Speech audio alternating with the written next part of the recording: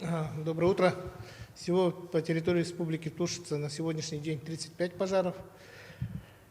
Вернее, есть 35 пожаров, тушится из них 8. Людей работает на пожарах 380 и техники 36. Локализовано за сутки 4 пожара, ликвидировано 4. К сожалению, вновь обнаружено тоже 4 пожара.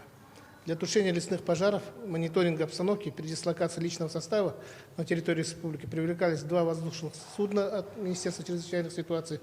Выполнено 28 вылетов. Приближенным и угрожающим населенным пунктам пожаров нет.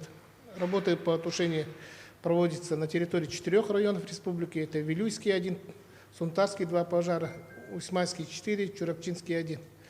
Другие пожары находятся на зоне контроля.